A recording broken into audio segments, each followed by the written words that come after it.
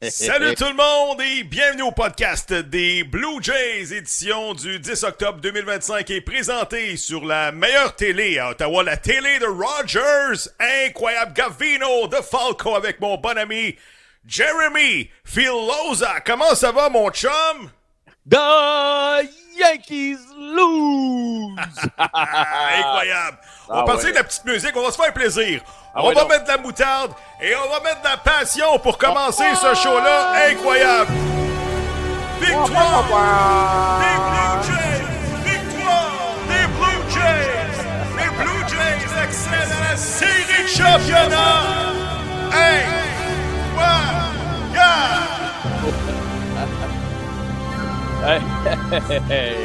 Hey, c'est quoi, Gavino? Quoi? J'ai 50 ans.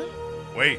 Et c'est la première fois que l'équipe que je couvre, ou plus jeune, disons, quand j'étais un simple partisan, se rend aussi loin en séries éliminatoires. C'est la première fois, parce que, bon, les années 90, les Blue Jays, je veux dire, on avait les expos ici, on n'avait pas les yeux sur les Blue Jays. Oui, je comprends. Là, maintenant, ben écoute, on a notre podcast, on suit l'équipe de façon assidue. Ah. C'est la première fois que je vis ça, couvrir une équipe qui a autant de succès et qui fait tellement de bonnes choses en même temps pour gagner des matchs et avancer en séries J'ai éliminatoires. tellement de plaisir, c'est incroyable. Les Jays trouvent toujours une façon de gagner et on l'avait dit, moi je l'avais dit la semaine dernière, les Blue Jays en 4. Et c'est ça qui est arrivé. Et même, tu te souviens-tu, dans le dernier podcast, je t'avais dit, qu'est-ce qui va se passer si jamais Shane Bieber lance 2 manches et 2 tiers puis se fait ramasser puis là, il faut surtaxer la relève. Écoute, toutes mes prédictions de la dernière série, c'est ça qui est arrivé. J'en reviens pas, j'aurais dû m'acheter un 6,49. Bref, je peux juste te dire, dans mon entourage, le nombre de gens qui me parlent des Blue Jays, qui sautent dans le bandwagon, que ce soit des hommes et des femmes. Je te le dis, ils disent « Hey, les Blue Jays, jouent-tu à soir? C'est combien dans la série? Est-ce que les Jays, faut qu'ils gagnent ce soir pour avancer et tout ça? » La fièvre est vraiment bel et bien réelle ici, chez nous. 41 millions de Canadiens, probablement, qui veulent savoir qu'est-ce qui arrive et sur les Blue Jays et qui portent une attention particulière aux Blue Jays d'un océan à l'autre, Philo. Là, c'est vrai, là, tout le monde est sauté dans le bandwagon. Écoute, Rogers ont publié cette semaine que dans les matchs de samedi et dimanche, à un certain moment ou un autre, il y a eu jusqu'à 9,5 millions de Canadiens qui ont regardé en partie ou au complet les matchs des Blue Jays de samedi et de dimanche. 9,5 sur 41 millions. J'inclus pas les téléspectateurs à TVA Sport, là, en plus. Là. Donc, imagine-toi combien de gens présentement suivent les Blue Jays. Mais, tu sais, Gavino, on a eu du plaisir cette année à suivre cette équipe-là parce que il y a tellement de choses qui sont intéressantes. Tu sais, on peut parler du baseball de situation. On peut parler des prouesses de Springer, Bichette. On peut parler de la contribution de joueurs qui sont plus effacés, mais qui arrivent toujours, on dirait, à aller chercher ce coup sûr opportun-là. Et on peut parler aussi de la défensive, qui est vraiment spectaculaire à regarder. Donc, toutes les raisons sont au rendez-vous. C'est un bon show. Alors, voilà. C'est un très bon show. On va commencer tout de suite avec les faits saillants et parler de Vladimir Guerrero, qui a connu une série incroyable. On a tellement de choses à dire sur Vladimir. Première manche hier, encore une fois, il donne le ton au match. On regarde son coup sûr. Guerrero shoots it down the right field line, and that's a fair ball. It'll be an RBI single for Vladdy, Springer in, and it's 1-0 Blue Jays. Je le répète, là, Gavino, le travail que David Popkins et Lou Iannetti ont fait avec Guerrero dans la cage durant la semaine de congé, c'est incroyable, là, je veux dire. Alors, regarde l'élan de Guerrero. Peut-être qu'il y avait aussi un petit pépin physique. Est-ce que son aine le dérangeait encore? Je ne sais pas.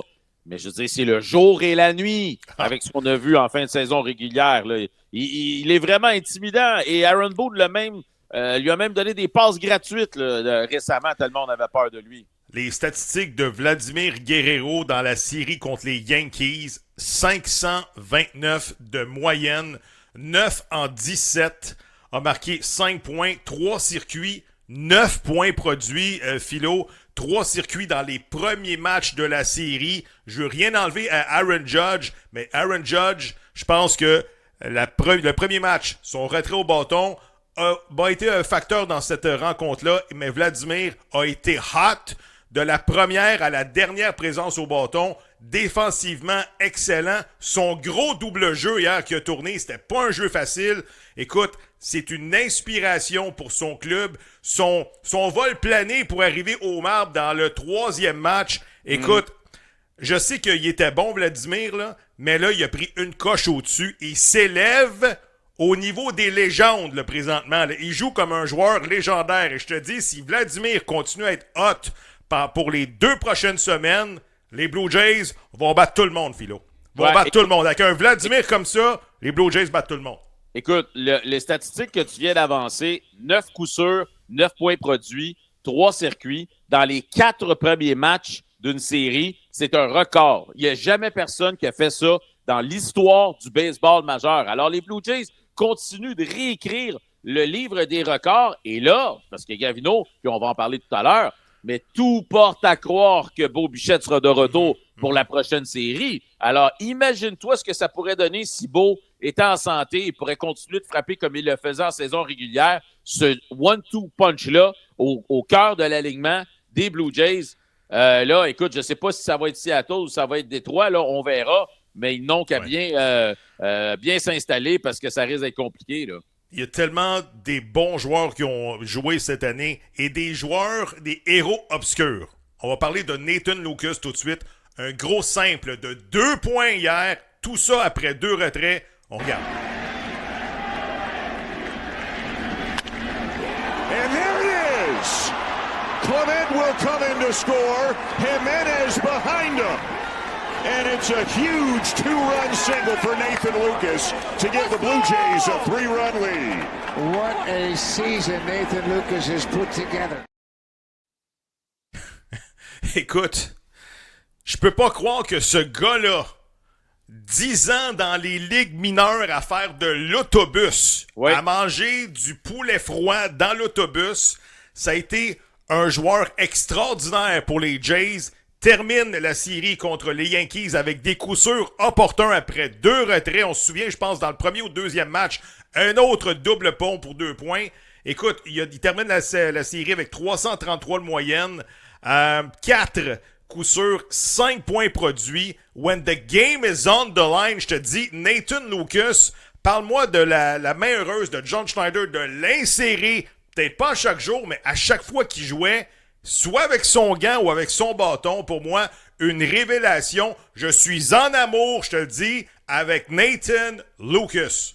Écoute, il a fait les bonnes choses toute la saison, Gavino. Tu viens de le dire, que ce soit un catch spectaculaire, que ce soit un but volé, que ce soit un gros coup sûr. Mais moi, je ne suis pas surpris du tout. Il l'a fait toute l'année. Quand Lucas est à la plaque, Gavino, j'ai confiance. J'ai confiance qu'il est capable d'aller chercher un coup sûr. Son élan est court, il est compact. Il se casse pas la tête à essayer de sortir la balle du stade. Il essaye juste d'aller chercher un coup sûr. Lui, il l'a dit, là, moi, je ne vais plus jamais retourner dans les ligues mineures. Tu sais, je veux dire, il a passé 10 ans dans les ligues mineures. Il y a 30 ans, je crois, aujourd'hui, Nathan Lucas. Imaginez le chemin qu'il a dû passer pour se rendre là. Et là, Gavino, moi, il sort pas de l'alignement, ce gars-là. Je vais le dire en bon québécois. Je me calique le lanceur droitier, gaucher, ambidex, qui lance avec son pied. Je m'en fous. Je veux qu'il soit dans l'alignement, ce gars-là, à tous les jours. Combien de temps ça a pris pour qu'Ernie Clement ait ce privilège-là de ne plus être un joueur platoon, comme on dit? Ben moi, je pense que Nathan Lucas est rendu là. Tu peux pas le sortir de ton line-up, ce gars-là. Nathan Lucas termine la série 333. T'sais. On a préféré Anthony Santander, je comprends, il frappait 6e, 7e. John Schneider a tendance à l'aimer Santander pour 3 présences au bâton et ensuite, peu importe la situation, on amène un coureur suppléant ou un frappeur suppléant ou on met un joueur en défensive à sa place. Santander, beaucoup de problèmes, seulement 2 en 10 dans la série, 200 de moyenne. Puis, tu sais, c'est sûr que s'il devient hot, lui également, pour la prochaine série, moi, je pense qu'on va lui donner des breaks. Mais selon moi, Schneider, il ne changera pas son fusil d'épaule. Il va continuer à lui donner toutes les chances à Anthony Santander de se faire valoir. Un autre gars, Philo, que il faut que tu me parles. Ernie Clement. Ernesto Clemente.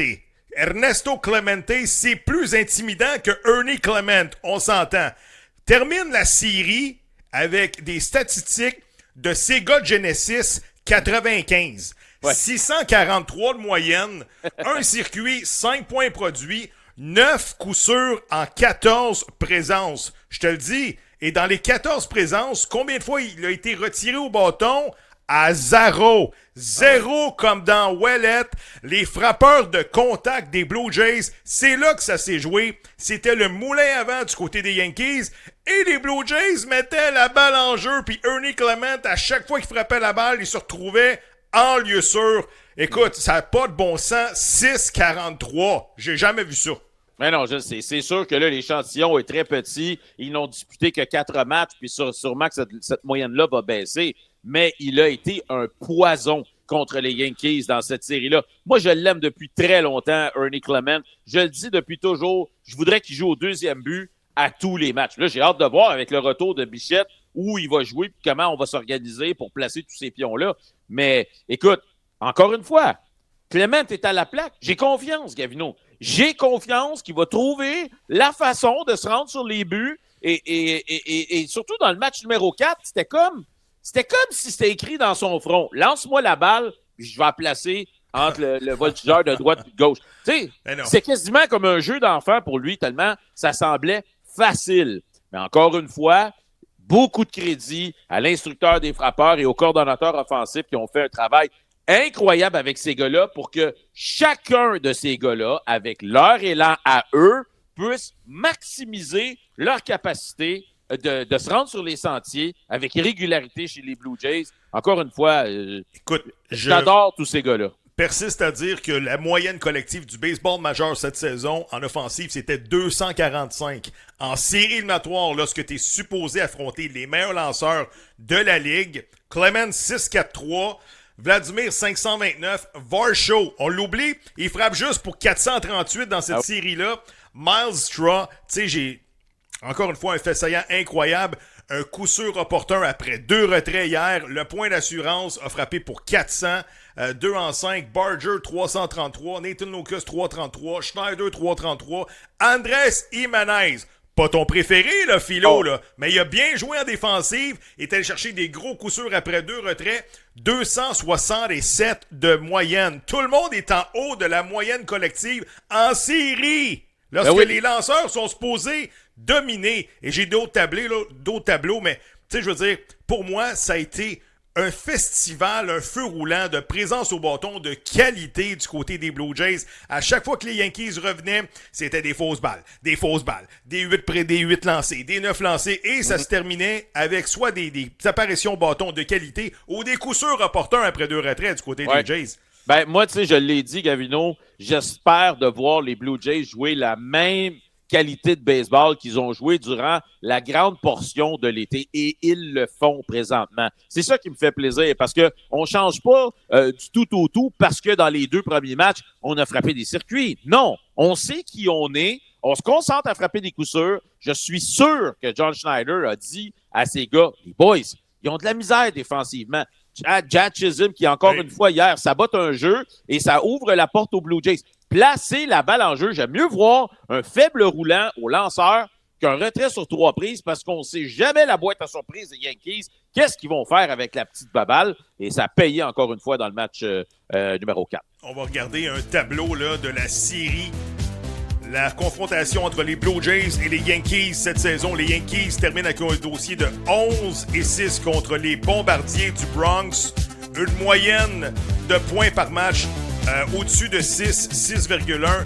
Moyenne au bâton, regardez, c'est incroyable. Et bon, ça c'est un peu compliqué du côté des lanceurs, 4,38, mais ils ont trouvé un moyen de bricoler, de fabriquer des points, surtout dans le 4e match de série. On n'a pas joué à la longue balle, on a gagné les Yankees avec des coups sûrs opportuns et tout ça. On va regarder le dernier jeu du match hier.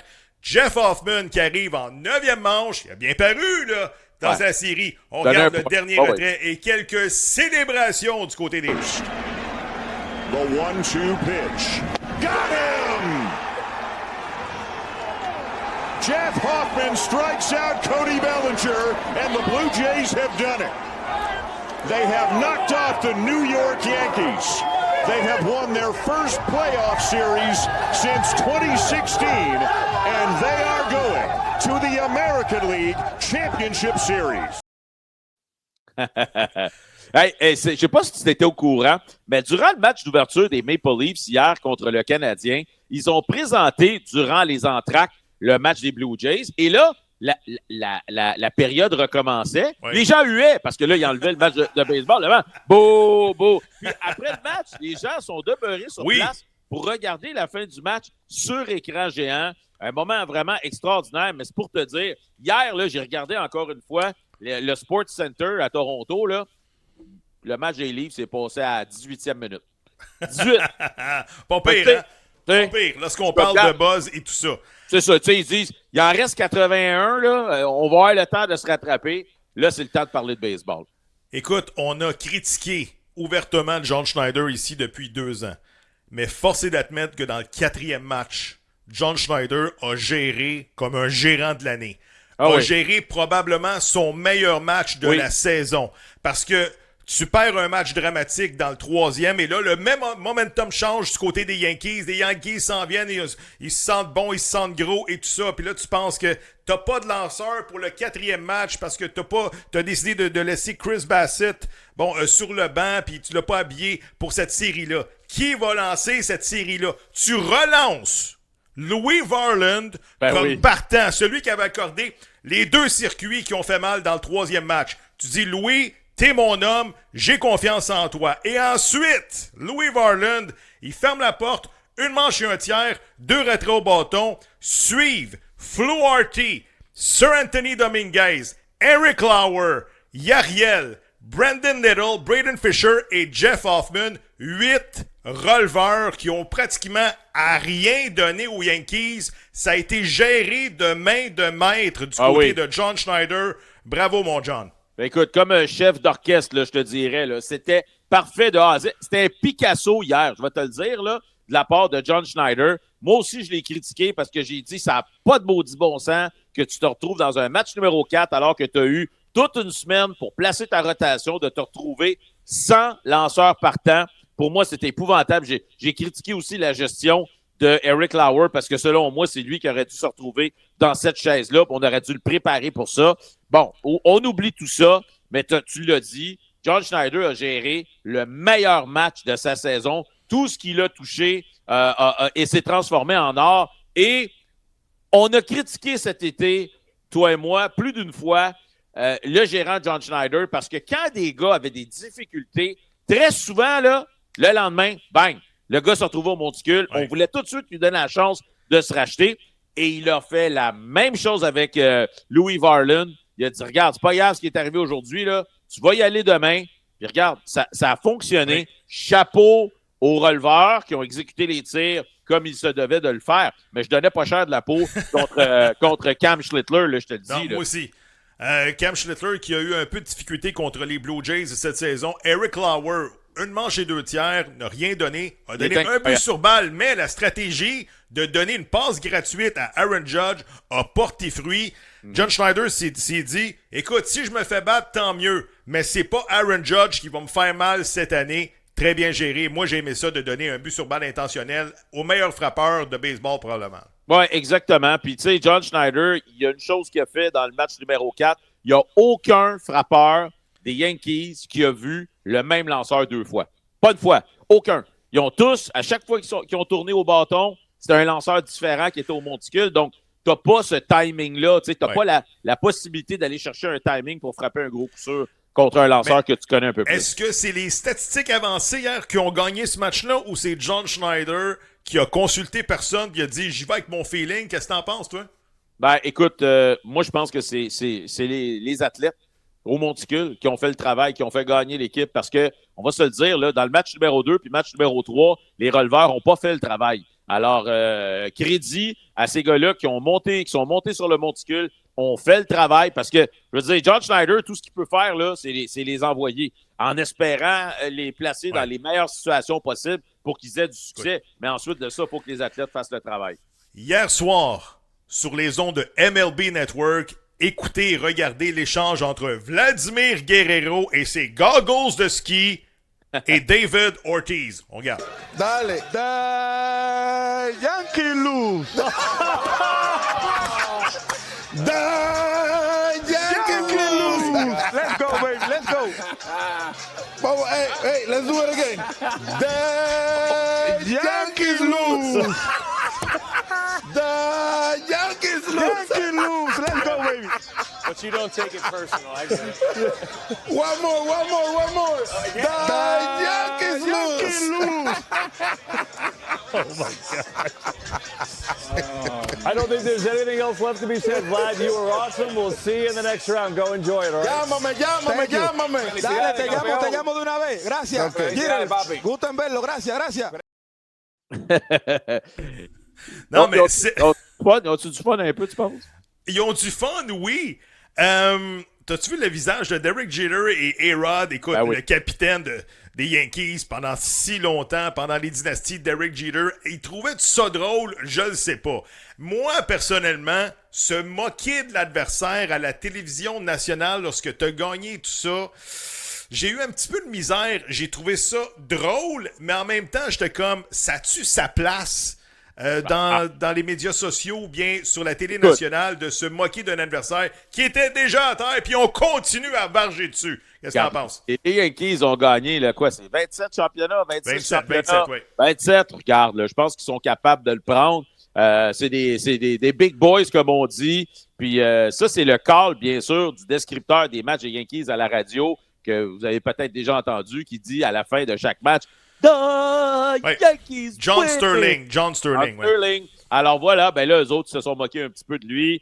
C'est The Yankees lose. Puis je sais que, écoute, à New York, là, aujourd'hui, là, on n'est pas content, là. On trouve qu'on a manqué de respect et tout ça. Hey, regarde, je veux dire, c'est du divertissement. Les gars ont du plaisir. Puis moi, j'ai trouvé ça bien correct. Mais je comprends ton point de vue.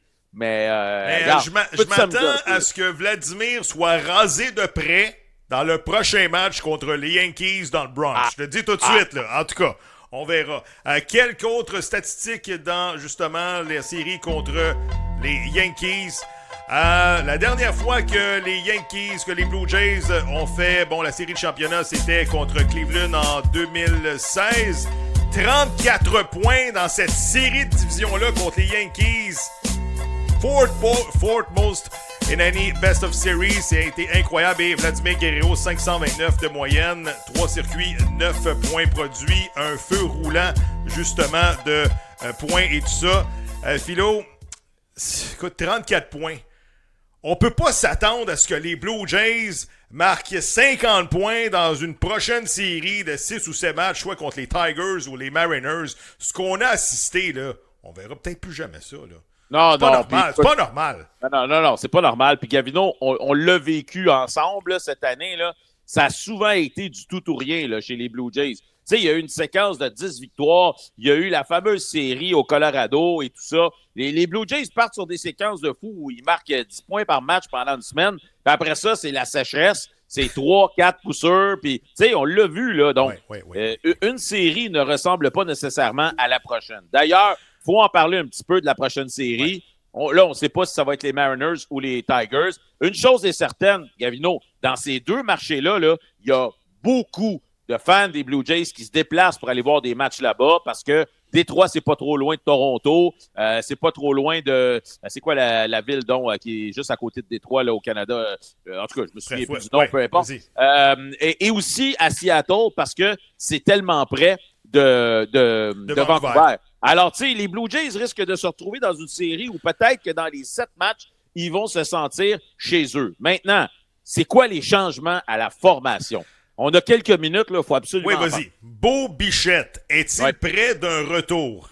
Est-il presque là? J'imagine qu'il a commencé à courir. Il y a quelques informations qui sont sorties. Beau Bichette s'élance maintenant contre un lanceur de pratique au bâton. Oui. Parle-moi de Beau Bichette. Est-ce qu'il est près d'un retour?